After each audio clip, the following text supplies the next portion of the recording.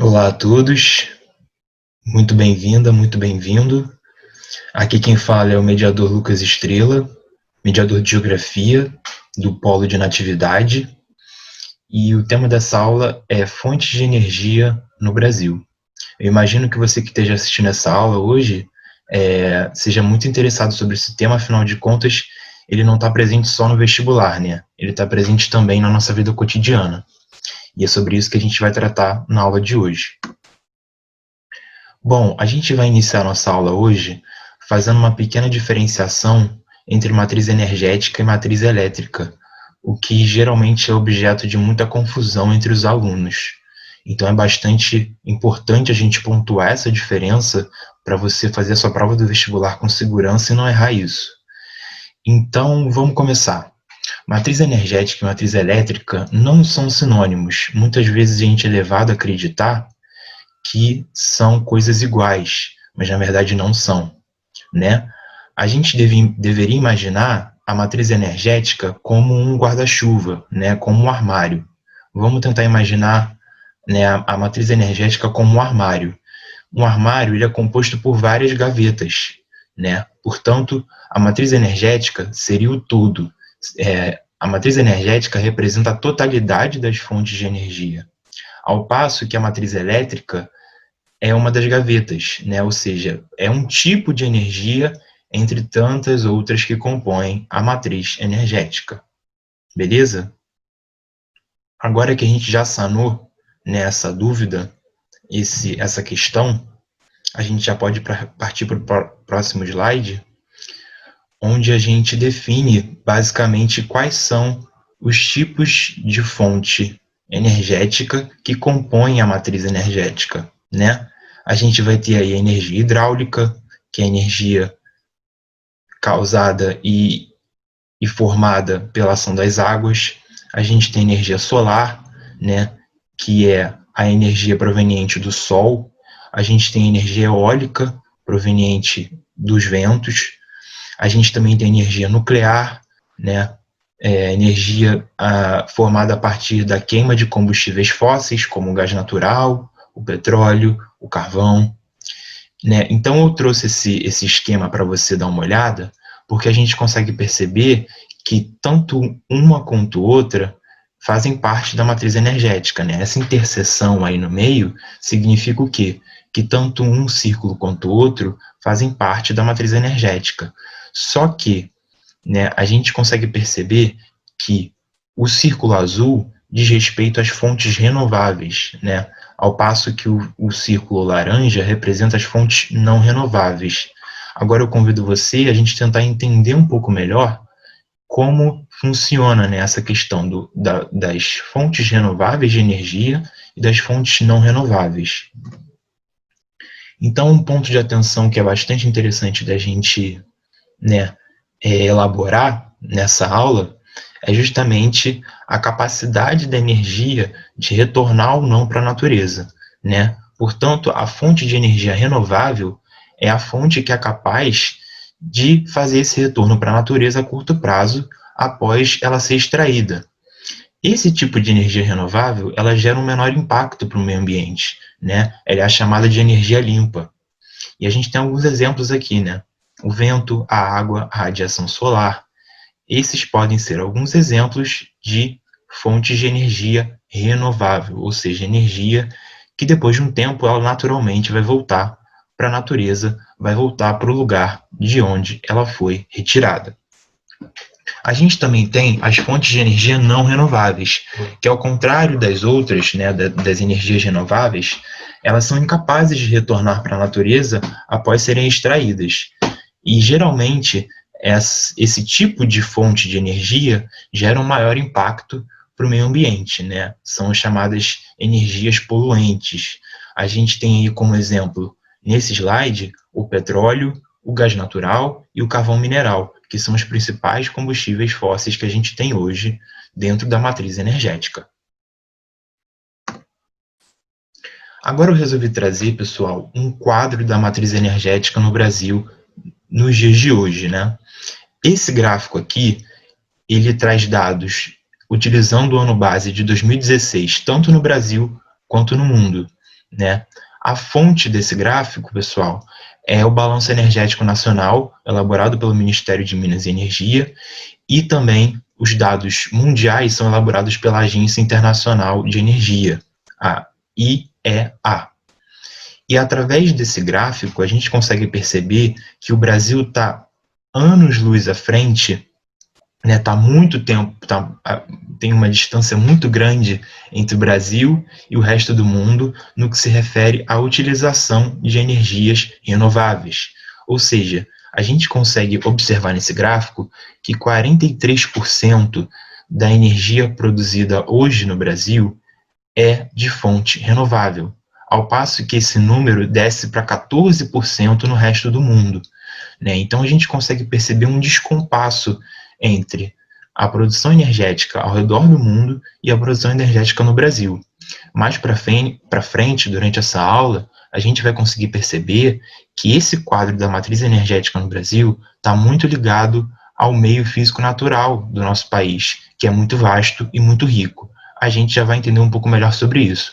Mas, por enquanto, eu quero que você memorize e visualize esse quadro para você entender que o Brasil está muito à frente no que se refere à produção de energia renovável, mesmo que, né, não seja a maioria, né, a gente ainda consegue perceber que 56% da energia produzida no país é de fontes não renováveis.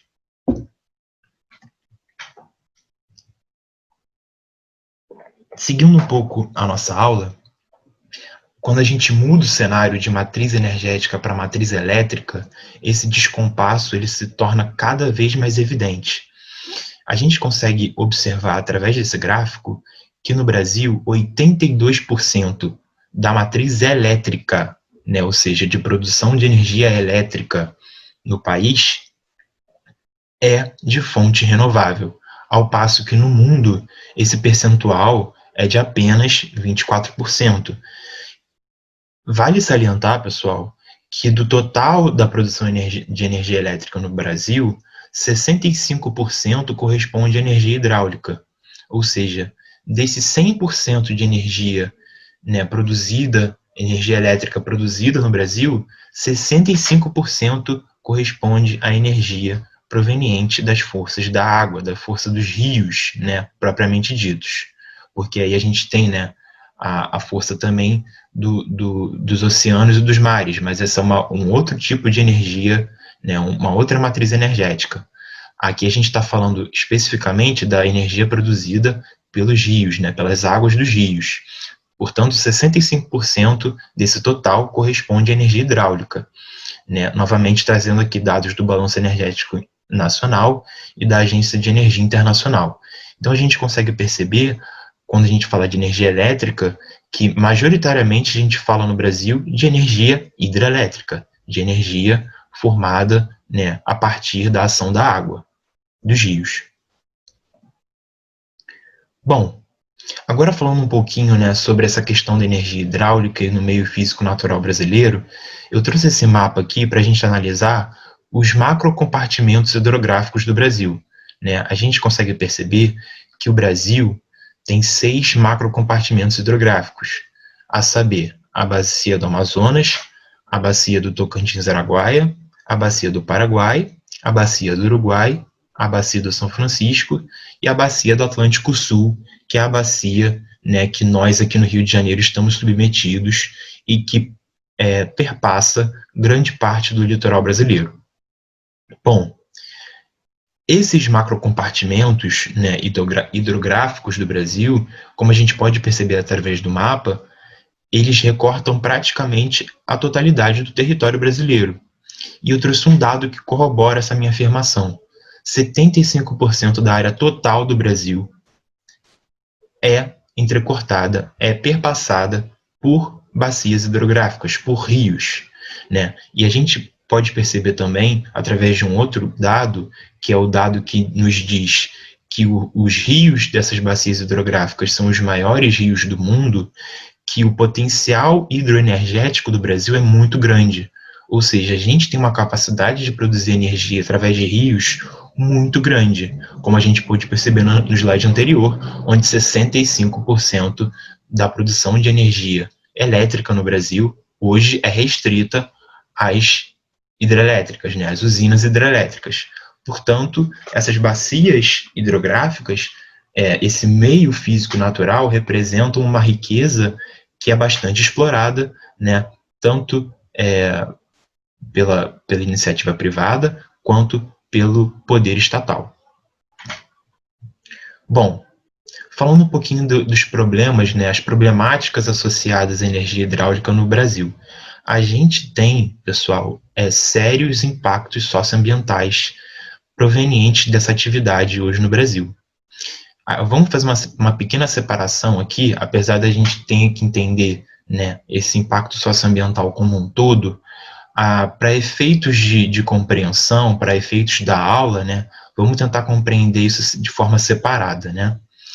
Bom, impactos sociais. O principal impacto social relacionado, né, à atividade das usinas hidrelétricas é a questão da remoção da comunidade local, principalmente de grupos indígenas e populações ribeirinhas. Portanto, se eu quero instalar hoje uma usina hidrelétrica no Brasil, muito provavelmente eu vou ter que remover uma série de famílias e um grande contingente populacional tradicional, né, que está ali nas adjacências, está ali ao redor dessa possível usina hidrelétrica, né, desse rio. Aqui a gente tem uma imagem, né, da usina hidrelétrica de Belo Monte, que foi construída no leito do rio Xingu, no município de Altamira, e que foi alvo de muitos protestos justamente por conta disso, né, porque removeu muitas populações ribeirinhas, muitas populações indígenas daquele local, e não só isso, né, causou impactos ambientais severos, tanto na biota, fauna, flora, em todo o meio físico da região. A gente pode citar alguns impactos ambientais, né, da instalação das usinas hidrelétricas, a retirada da cobertura vegetal, a inundação de áreas verdes e a redução da vazão dos rios por conta das barragens, né? Ou seja, o Brasil, por mais que queira perseguir uma soberania energética, ou seja, deixar de depender da importação de energia de outros países, ele também produz efeitos graves, efeitos visíveis nas populações adjacentes a essas usinas hidrelétricas e ao próprio meio físico que está inserido, né, nesse contexto de produção de energia hidrelétrica, né. Bom, seguindo um pouquinho aqui com a nossa apresentação, a gente tem a questão da energia solar também, né? E fazendo essa relação com o meio físico natural, a gente percebe que o Brasil possui um dos maiores regimes de insolação do mundo, né? O Brasil hoje é conhecido como a Terra do Sol, né? Justamente porque tem 280 dias por ano de insolação, de sol, né? De radiação solar. A região Nordeste é a maior contribuinte e pode chegar a uma média de 6 kWh, né? O que a gente pode perceber através desse mapa que eu trouxe aqui, onde a gente percebe que em algumas partes do Brasil, a insolação chega a uma média diária de até 8 kWh, né? Quer dizer, uma média de 8 horas por dia de sol, né? Esse dado aqui, ele foi trazido pelo Atlas Solarimétrico do Brasil, da editora da Federal de Pernambuco. Portanto, a gente consegue visualizar, né, a gente consegue enxergar que o potencial de produção de energia solar no Brasil é muito grande, porém, infelizmente, é um potencial subutilizado, como a gente vai ver posteriormente. E aqui eu trouxe uma citação do Laboratório de Energia Solar da Federal de Santa Catarina, que eu acredito ser muito importante, né? O lugar menos ensolarado do Brasil recebe mais energia solar que o lugar mais ensolarado da Alemanha. Ou seja, a gente percebe, né, a gente consegue realmente visualizar como o potencial solar, né, de incidência de raios solares e de produção de energia solar no Brasil poderia ser muito grande. Mas, infelizmente, apesar dessa frase, né, dessa sentença que eu acabei de trazer aqui, hoje a Alemanha é um dos maiores produtores de energia solar do mundo, ao passo que o Brasil, né, praticamente abandonou essa tentativa, né, de evoluir e desenvolver a sua energia solar. Então a gente vai perceber, né, algumas problemáticas associadas à energia solar no Brasil. A principal delas é a subutilização, né, da energia solar, ou seja, não há uma tentativa por parte dos órgãos públicos de investir nesse tipo de energia. E também há um outro impedimento, né, que é da ordem econômica, da ordem financeira. Por quê? Os painéis fotovoltaicos, né, que estão aí na imagem, que você está conseguindo visualizar no slide, eles têm um custo muito caro. E por mais que a energia solar represente uma economia na conta de luz a longo prazo, essa economia a longo prazo ela é prejudicada, ela é ofuscada pelos custos a curto prazo, ou seja, os custos com os painéis voltaicos. Portanto, né, o consumidor final, o consumidor que deseja instalar um painel fotovoltaico dentro de casa, por exemplo, vai acabar se assustando com o preço dos painéis, porque é uma tecnologia cara no Brasil e também não há o interesse do poder público no Brasil de investir nesse tipo de produção de energia. Bom, agora falando especificamente do petróleo, né, e do meio físico natural brasileiro, a gente vai falar um pouquinho sobre a descoberta do pré-sal. Né? O Brasil possui vastas reservas petrolíferas na camada pré-salina. Essa camada pré-salina, né, seria uma camada de petróleo, de combustível fóssil, localizada abaixo de uma camada de sal, nas profundezas do oceano. Né? Essa camada do pré-sal, ela está presente nas bacias de Campos, Santos e Espírito Santo, no litoral brasileiro, no litoral sudeste brasileiro. E é um óleo de extrema qualidade, por isso ele é tão valoroso. Né? E essas reservas de pré-sal, pessoal, elas poderiam transformar o Brasil, poderiam passar o Brasil de um cenário de autossuficiência para um cenário de exportação de petróleo, porque atualmente o Brasil ele tem um cenário de autossuficiência de petróleo, ele consegue produzir para o seu mercado interno, porém ele ainda não tem uma grande capacidade de exportação desse petróleo.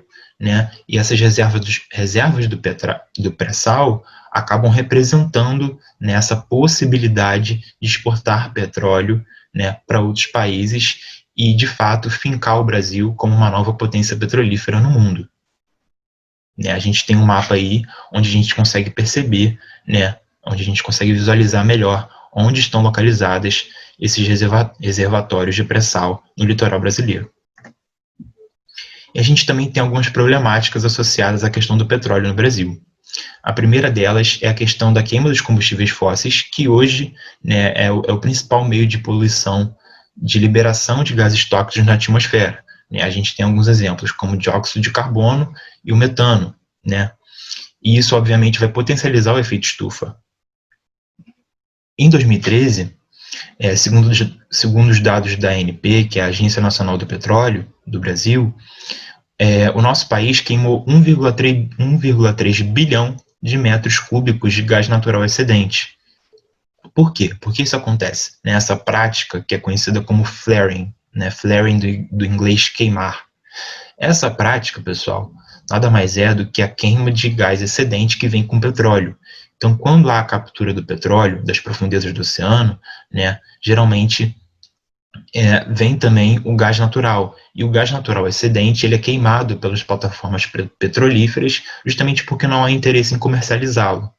Portanto, essa prática, que é conhecida como flaring, é a principal causa, né, hoje, uma das principais causas, na verdade, de poluição atmosférica que a gente tem hoje no nosso país.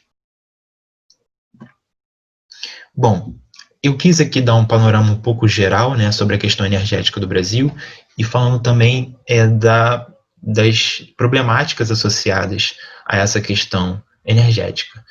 Né? Eu espero que você tenha gostado dessa aula, espero contar com você em uma próxima oportunidade e a gente se vê por aí. Fique em casa, lavem as mãos e fiquem bem. Um abraço a todos. Tchau, tchau.